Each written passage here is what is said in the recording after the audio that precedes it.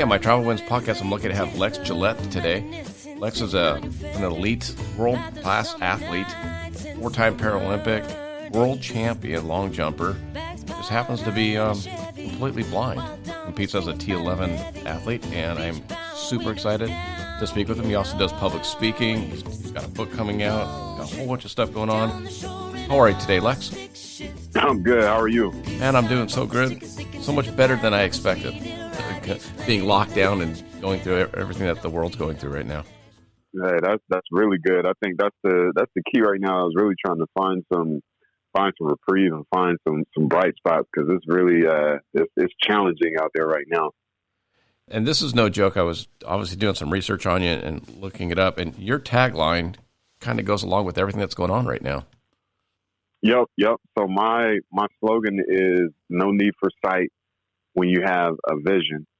And that was basically, I came up with that maybe 12, 13 years ago or so.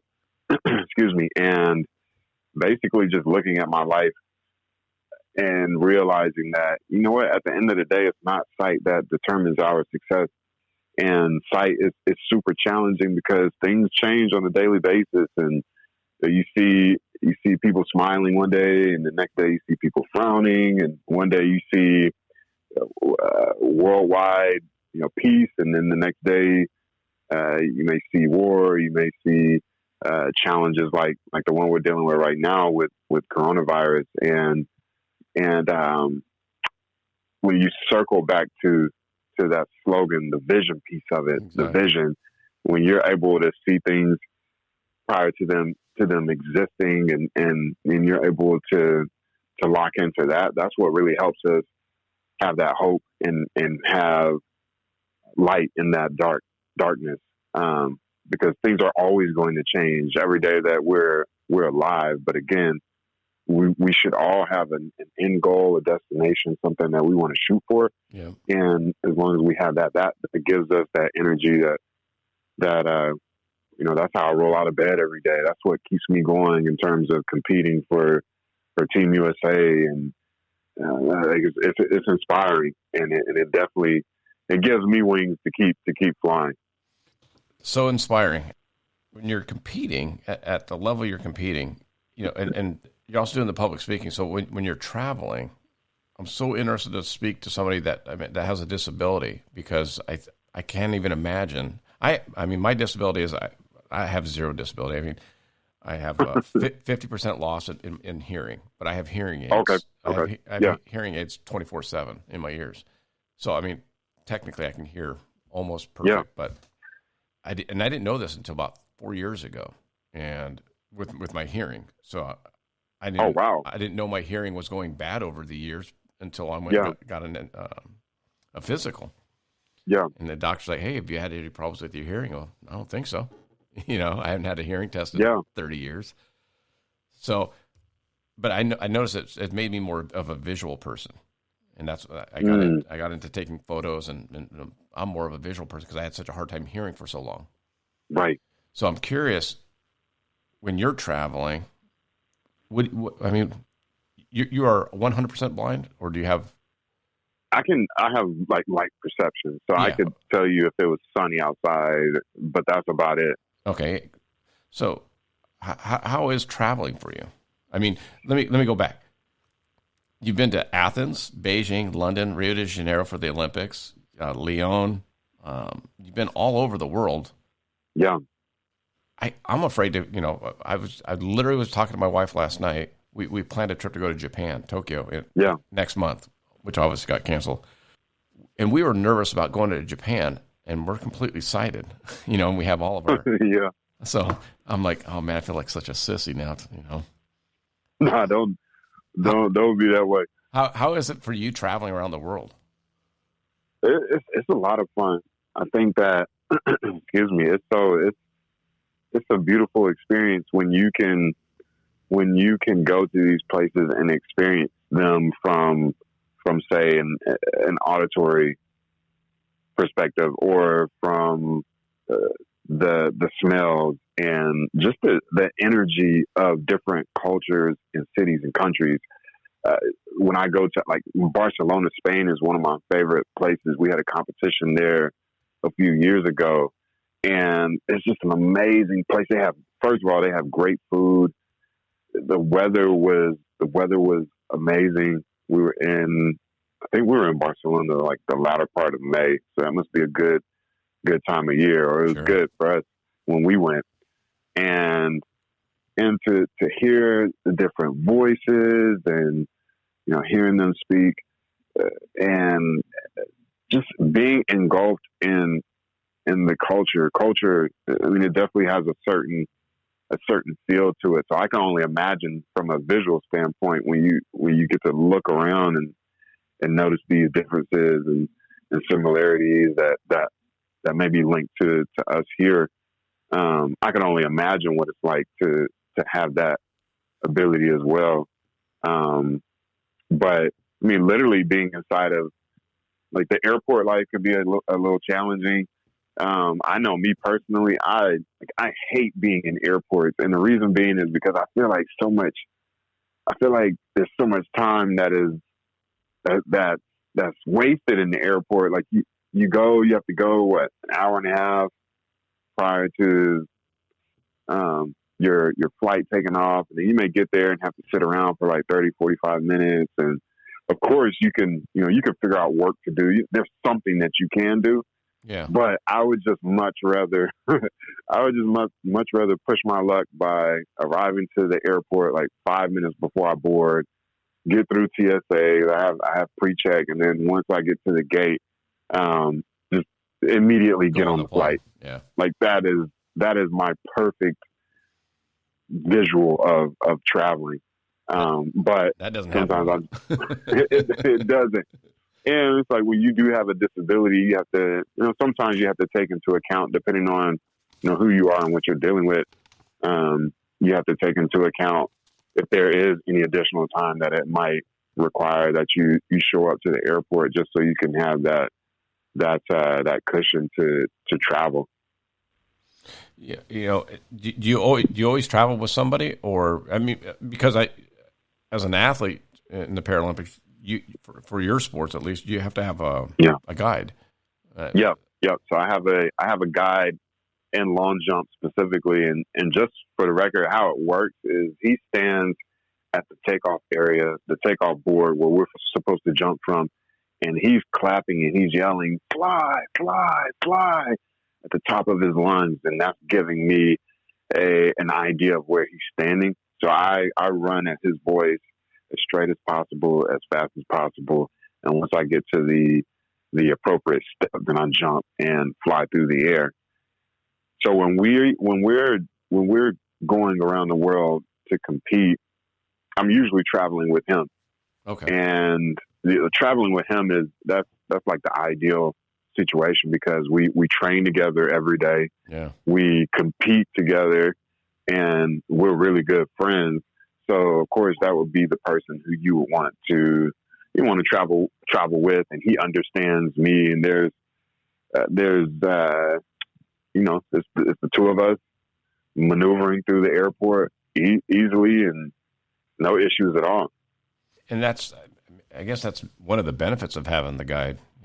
Yeah, not totally. Because again, it's someone who's very comfortable with you. Well, especially someone that, like you said, I mean, if you guys train just about every day, right? 5-6 days a week. Yeah. And I know you're down in San Diego, so you got good weather, so you can train year round. Yeah. But boy, the trust that you guys have with each other. It's a lot of trust. Yeah. Yeah. It's a lot of trust, and like that's the amazing part about the relationship. I mean, there's trust on so many levels. Trust of us just being able to navigate through the airports, and excuse me, trust that he's going to help me get on and off the moving sidewalk correctly, or get up and down the escalators, and that trust has been built over the years of us competing and training together. And just from a personality standpoint and character standpoint, that there's someone who is they're trustworthy, someone who's kind of loyal to the vision and helpful, and I mean the list goes on and on and on. But yeah, that's the best when I can travel with him because we have a lot of fun also. Do you ever mess with people when you're traveling? You know what? No, you know what? I keep it pretty. I don't really play around too much in there. Okay. So I don't know. I feel like the airport is one of those. Well, yeah, no one messes around the airport. Yeah. I mean, like when you're traveling, do you and Wes ever mess with people?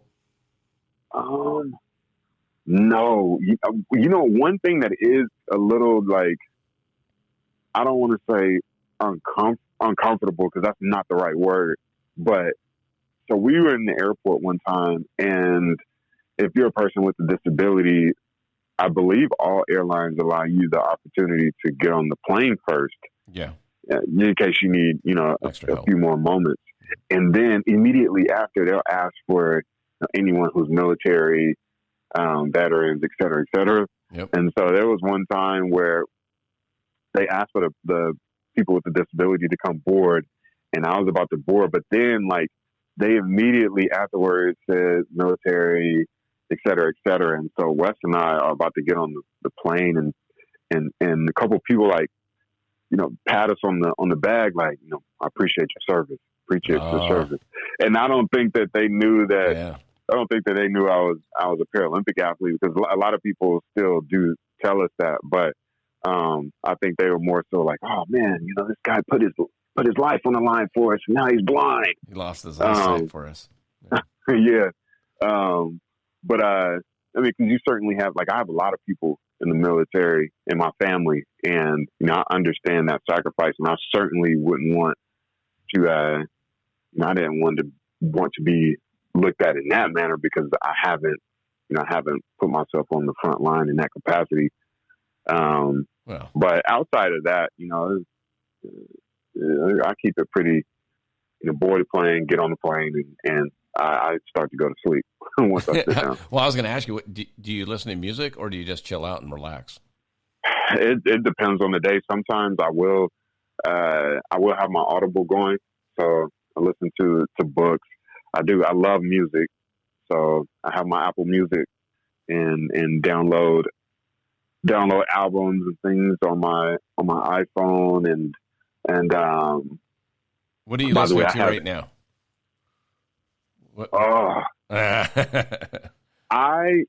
the past few days I went like back old school to this album called Hello Fear, and it's by Kurt Franklin. It's a gospel album, but it's had like some really, really good music that's applicable to what's going on right now.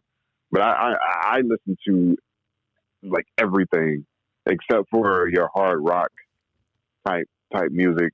But I love R&B. I love jazz. I like gospel music. I like pop, alternative. I like a whole bunch. Even some of the newer country. Like, have you listened to Chris Stapleton yet? I mean, a little bit, but I wouldn't be able to. Like, oh my gosh, like such and such album. But yeah, a lot of the more popular artists I've probably heard a bit of their music. I kind of figured you would listen to a lot of different music because I know you play the piano and you sing, and you got a lot of different things going on. Yeah, and that helps also. I think during a time like this where we're being cooped up in the house and trying to find things to do and trying not to go stir crazy. Are there things you can do right now at home training wise? Because I know there's a lot of athletes I follow on Instagram, and they're doing push-ups and do all these, they're trying to, because I know like the beach volleyball players, their season's supposed to be coming up in 2-3 months. Right. So they're pre-season just like you, and they don't want to let it go. Right. Yeah. I mean, you can, in terms of in-home workouts, you can do crunches, and you can do something called dead bugs. That's another ab workout. You can do push-ups, and depending on how much space you have and how tall your ceilings are, you can do burpees. Even as sure. sucky as they are, you could get some burpees in I have some stairs outside of our building. You can run some stairs and do calf raises, and there's a lot of things that you can do. I think it's just this time is really putting us in a space where we have to flex our creative muscle and tap into that creativity to still be able to accomplish a lot of what we need to get done, whether that's from an exercise standpoint, a professional standpoint, from family aspect, whatever it is. Do you think because I know you live down in San Diego now, is that just to train at the U.S. Olympic Center down there, or did you move to? Yeah. Okay. Yeah, that was the main reason. But I've been here for about 12 years now, so it's home. People are like, yeah, you're San Diego now. Oh shoot, there you go. You don't have a football team anymore, but man, the football team is gone. But coming from North Carolina, that's where I'm originally from. I'm a big Carolina Panthers fan. Oh, are you really? And yeah. So of course, we're dealing with transition right now. Oh yeah. And they just released Cam Newton yesterday, and they've been making some signs and trades and things. So we'll see. Hopefully, at least on the football front, hopefully things will be on the up and up. Hopefully, I just hope at the end of the day we can get some football back here in a few months. We got to get something going. I mean, talking about the baseball season, and the 2020 Olympics in Tokyo just got announced that got pushed. Yeah. So as an athlete for you, I mean, what does that do for you? You're the first athlete I've talked to since it officially got postponed. Yeah, I think the first thing is we got to get a new date, and once we get a new date, then we can start to make plans surrounding how we're going to tackle training and competing. Yeah. So, I mean, everything is kind of off in the balance right now, and hopefully we'll get some feedback. I know I'm still trying to get a certain bit of training in, and I don't know. We'll just have to see once they give us some more information. Well, and I know sponsorships can be difficult. If you've got signed up with somebody, and that was supposed to be ending in August of 2020, and now you got to be, well, does everything else continue on?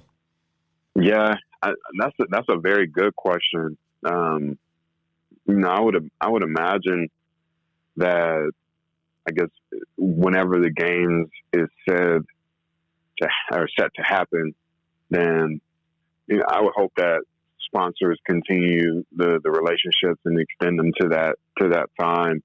But it will just have to be, we'll just have to wait and see. Yeah, I just wonder, like, on the business end of it, how many of those companies are going to have their own financial problems coming out of this? Yeah, and that's a very valid question. I mean, because not all of us can be sponsored by Panasonic. Panasonic, shout out to Panasonic. They're an awesome company, an awesome group of people.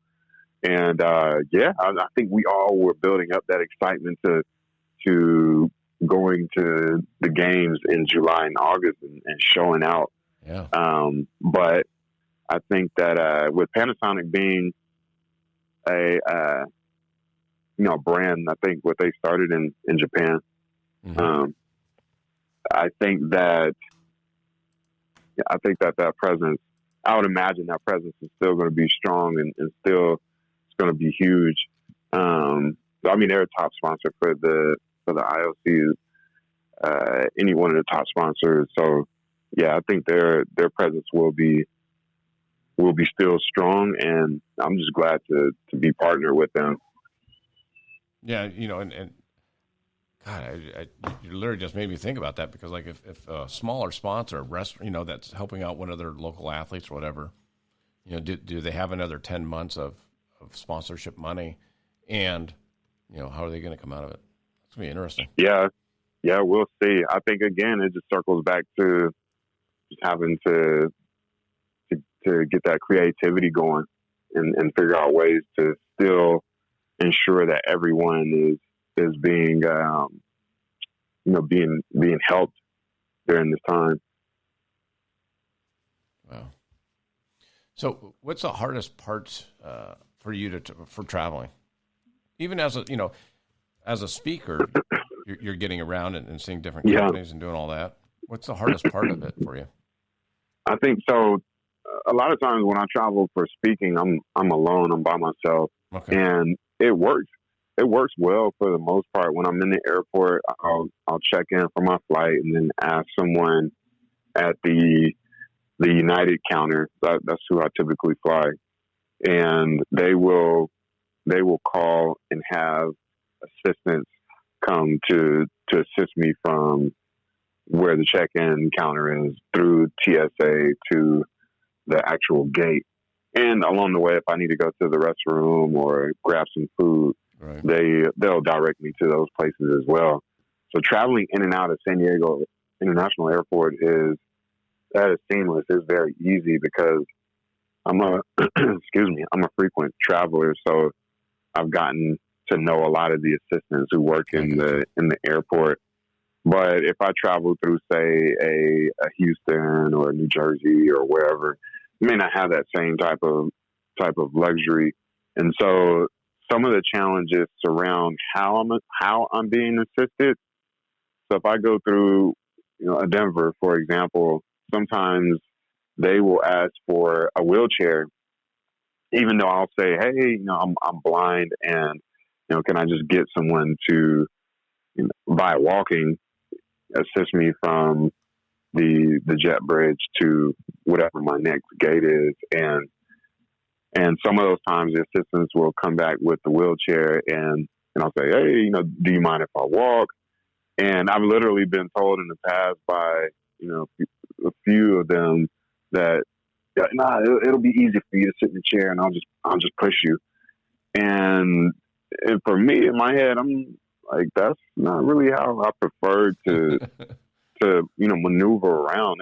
Sure. There's nothing wrong with utilizing a wheelchair if that's what you need and would like. But on the other side of the spectrum, that's not how I get around. Yeah.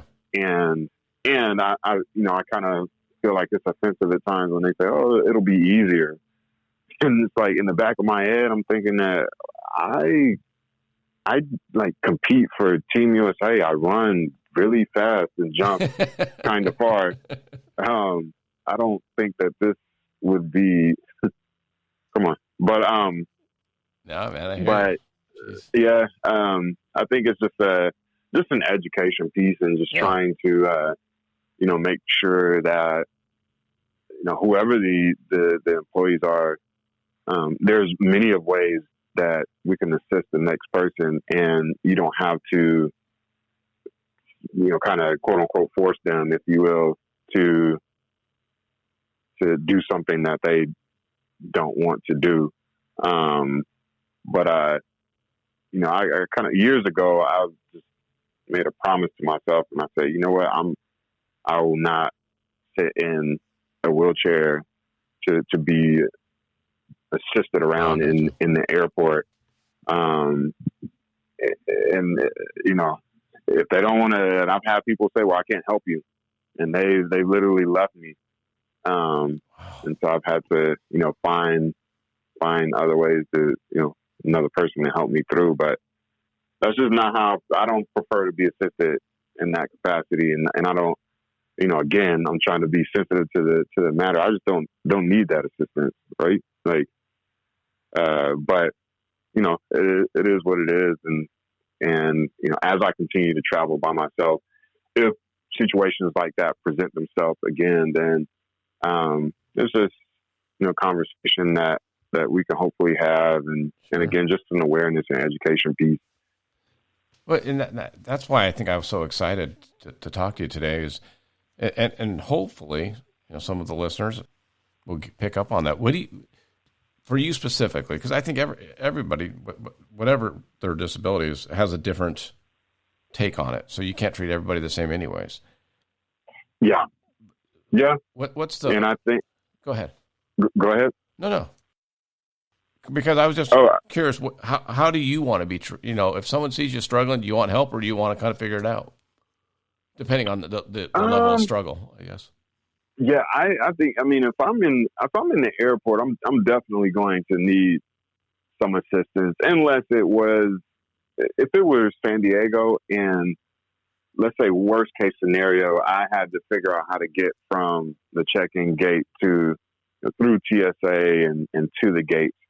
I feel very confident that I would be able to do that simply because I travel in and out of there all of the time. But when I'm in an environment that I don't travel as much, for example, Chicago O'Hare, I would imagine that even if you can see, that place is probably that place sucks. Crazy to get around. So you can imagine I would be a fish out of water in Chicago O'Hare trying to navigate by myself with my bags and my cane. Like it would be very difficult.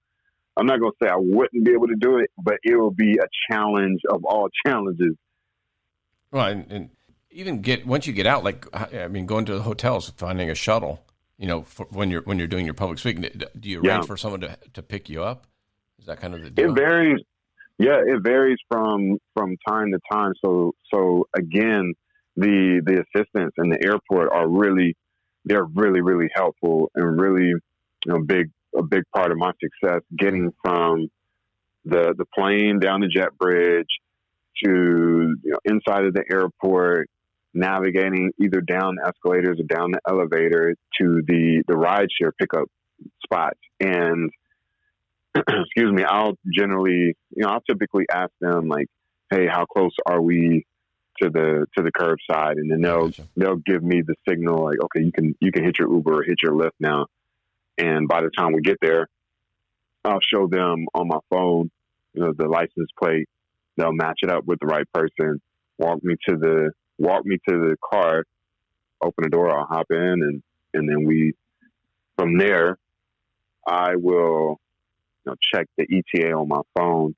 And just for the listeners, on the iPhone, there is a program called VoiceOver. And so what VoiceOver does is when you turn it on, it makes the screen accessible so that I can touch the screen and it'll actually read what icon is under my finger or what word is under my finger.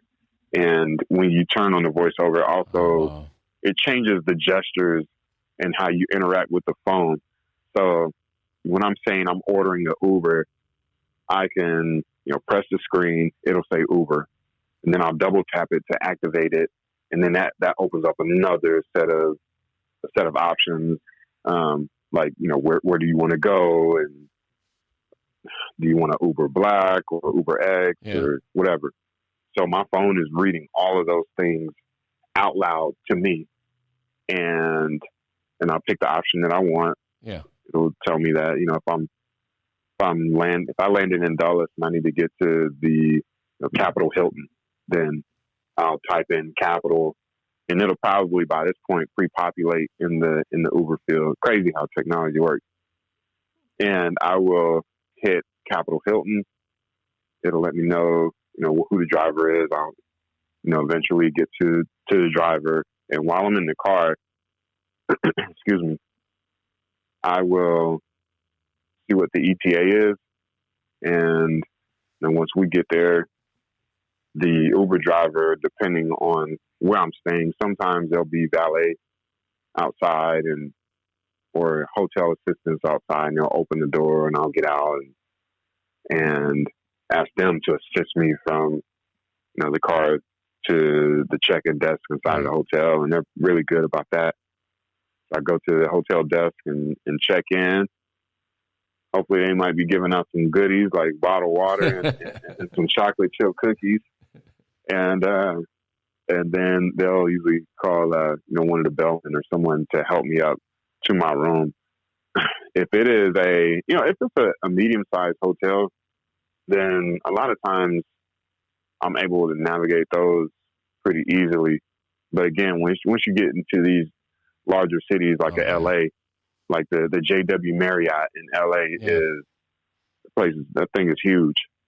So that would be a little challenging for me. But yeah, I mean, I can't really speak on how awesome the individuals in the airport are, and how awesome, it's just, they make my life very easy until they ask me to, the newer ones, they ask me to sit in the wheelchair and get pushed around. And you're like, I'm a world record holder. Yeah. And again, I just try to, I don't want to, definitely don't want to come off as insensitive about that. I just think that, again, we have, I want to do what I can do when I can do it. Yeah. And that brings me to my next question, because I was going to ask you, how do you think technology is, the strides we've made in technology are great for what I do for a living on a daily basis. I can't imagine being a para-athlete, 20 years ago. I'm pretty sure the set of challenges then were probably way different from what they are now. I know even when you talk about traveling and talking about the airport, so there's a company who I work with called IRA, and it's spelled AIRA. And what IRA does is they have an app. You download the app on your phone, you hit the call button, and it connects you to a human agent located in a remote area. And they are able to see your surroundings through your phone camera. Yeah. Or if you have one of the other subscription services, they have the glasses, the Horizon glasses that you can attach to your phone or attach to the phone, and now you're able to wear the glasses, and the person has a kind of like a wider, I guess, view of your surroundings. They get to see what you're seeing. They can see what you see, and then they're able to talk to you and give you direction as to where you need to go. Excuse me. And one of the awesome things about it is there are X number of cities now who have airports that are IRA friendly. And so what that means is that if you have the app and you go into these zones, these geo fields that they've set up, then you're able to use the IRA service for free. So when I go to San Diego Airport, I could pop in the Uber, and once I get to when I get into the San Diego Airport, I can pop into the IRA app and connect to someone for free, and they would be able to say, "Hey, Lex, I see that you're at the United check-in counter. If you're trying to get to TSA, you should make a 180-degree turn." And they'll say something like, "Okay, I see you have chairs in front of you, and it looks like the TSA is to your left." And so you can make a left-hand turn, and they'll tell you, "Hey, okay, you're looking good. All right, like take one step to the right. You have someone that's in front of you. They have their bags. You don't want to hit them, so you can step to the side." So they're giving you this play-by-play, and you're following directions. That's one thing. But IRA it's an incredibly amazing company that's increasing access for a lot of people who are blind and visually impaired. Yeah, that's phenomenal, and they're based in San Diego as well. So they are. Yep. So that's actually pretty good for you to be right there. Yeah, totally. And they're always changing and always offering different services, and that same how they have different airports that are IRA friendly, or IRA. I don't know what you would call it, because everything is IRA friendly. I mean, I could use IRA in my house and anywhere in the world, but you can also go to different places in San Diego. I want to say Balboa Park is one where you can go and use the IRA service for free, and then down in Chula Vista, I want to say 3rd Street is starting to get a lot more popular, so you can go to that area. So there's different areas where you can access the service without incurring any type of cost. That's great. That's very, very, very, very cool. It is. I mean, that's technology. I mean, because I talk to a lot of people that travel, and I like I said, I use technology on a daily basis when I'm on the road. I mean, just between my GPS, between contacting clients and letting them know I'm going to be late or early, or finding out where a restaurant is, or finding where a gas station is if you're way remote. Right. I don't know. I think technology is a good thing. It just depends on how you use it. Absolutely. Yeah, it's totally changed the entire landscape of my life and how I operate. And I mean, in more ways than one. Yeah. It's been awesome. Of all the things, other than people not making you sit in a wheelchair, what would be the best advancement for you or visually impaired people for traveling? What would be the most helpful? The most helpful. Like when you get to the hotel room and you just flew to Rio and you went, God, I wish this would have happened. I wish that. So a lot of times when you go to the hotels, they have the menus inside of the room, and sometimes those menus are linked to the television. Mm-hmm. So you have to press a couple buttons, but I wouldn't know that. And so I've used Ira a couple of times to navigate those waters. But it would be awesome if maybe they had, maybe when you turn on the TV, maybe there's audible clips that they could have that would give a person like me an idea of, for example, the room service menu. I know they have those prompts when you immediately turn the TV on and say, "Hey, welcome to Hyatt, and we hope you enjoy your stay," et cetera, et cetera. Maybe they could extend it and say, if you would like to hear our menu options, and press the up channel button, and that will take you to another one of their specific channels where they could just talk about the menu options for food, and that would be really huge.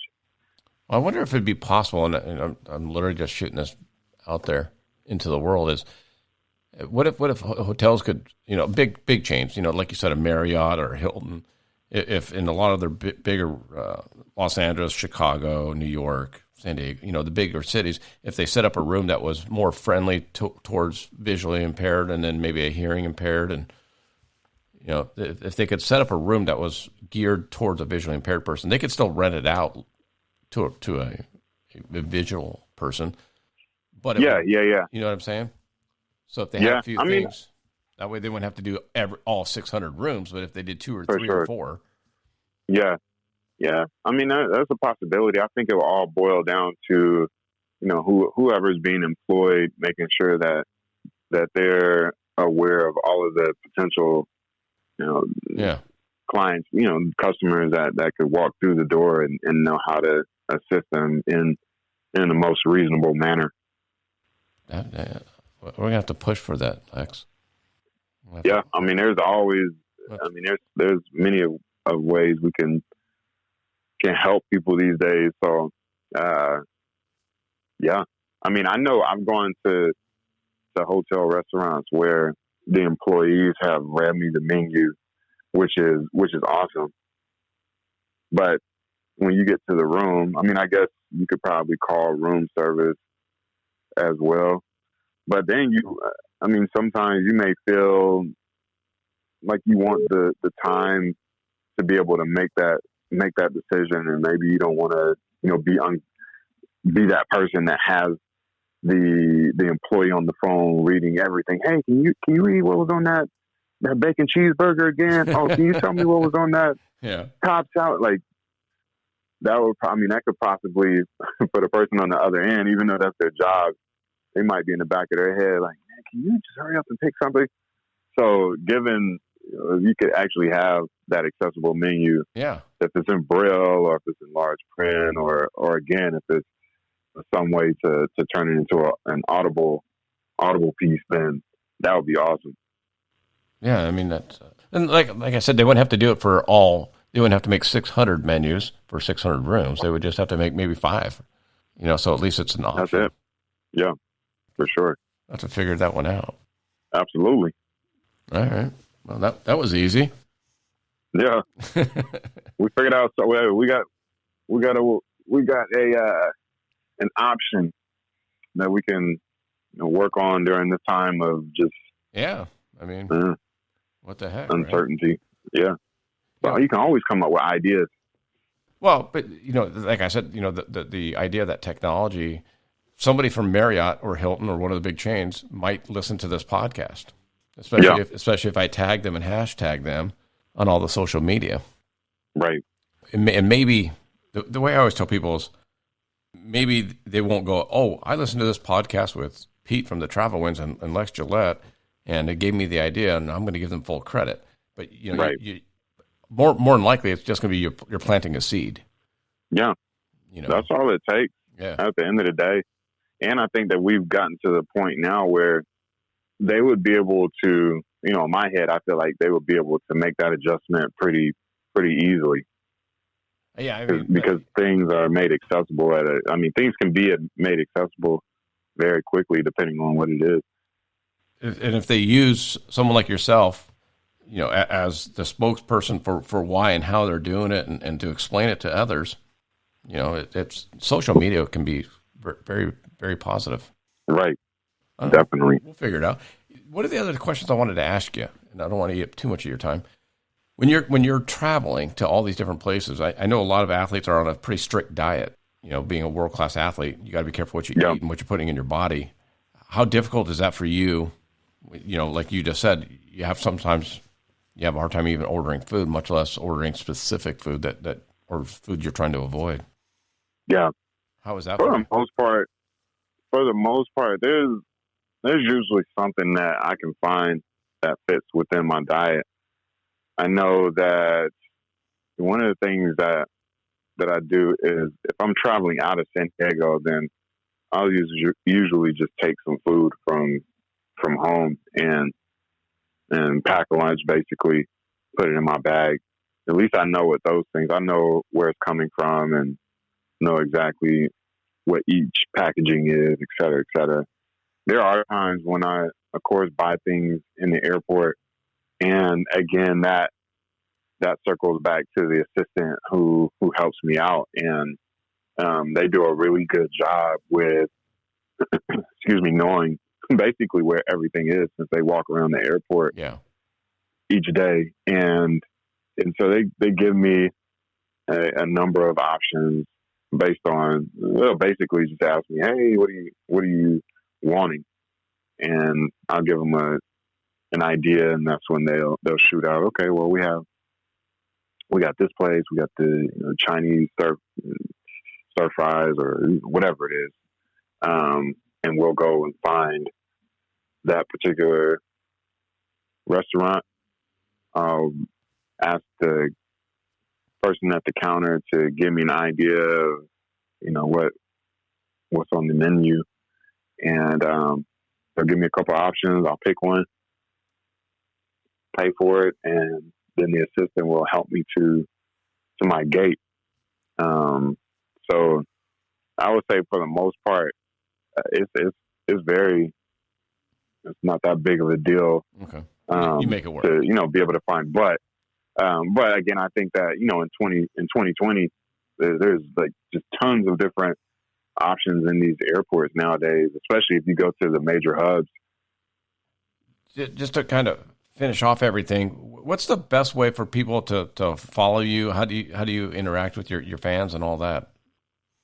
I'm on Twitter, I'm on Instagram, I'm on Facebook, and everything is Lex Gillette, and that's LexGillette.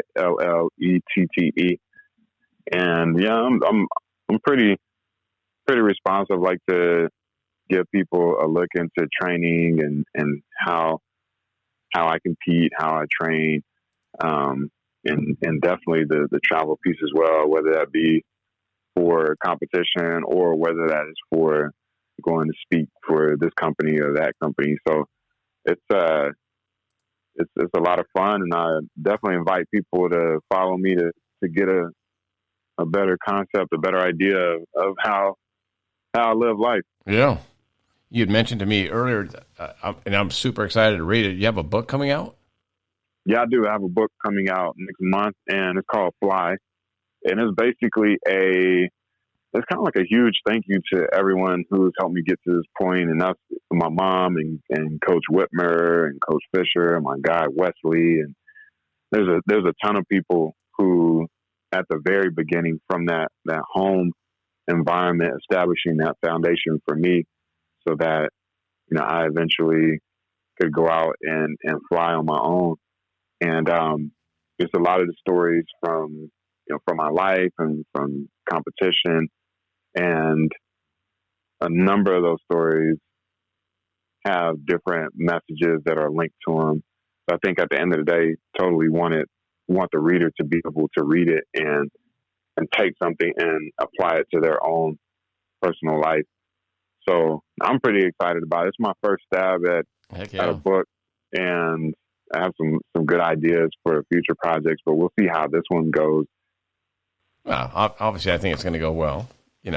It gives you another notch on the belt. Being a published author, and you're a TEDx speaker, and doing all the different things, and you got great sponsors, and you got a lot going on, and you happen to be the world record holder, and the only person to jump over 22 feet. It's definitely wild to sit back and think about. But I think that's just a testament to what we all can do as human beings. We have so much potential within us. And again, circling back to kind of how we started the conversation, there's no need for sight when you have a vision. And as long as you have that vision for your life and for your family and businesses and teams, then that's what really drives that success. And once you have that, then you're able to put the steps in place, and you can get out there and start covering ground.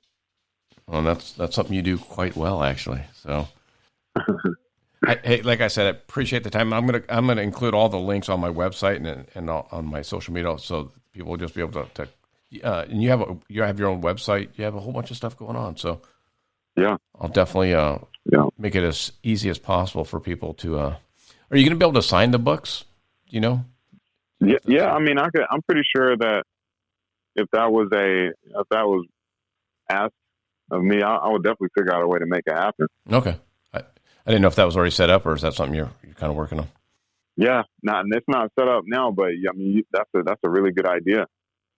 Like I said, super excited to meet you, at least over the phone. Can't wait to follow you and see whatever happens in Tokyo, whether it's this year or next year. You got a new fan, and I'm sure you're going to get a few more out of this. I appreciate it, Pete. Thank you so much for having me. Yeah, absolutely, bud. And take care of yourself. And you too. If I get down to Chula Vista, I'll have to come down and check out the training facility. I go down there.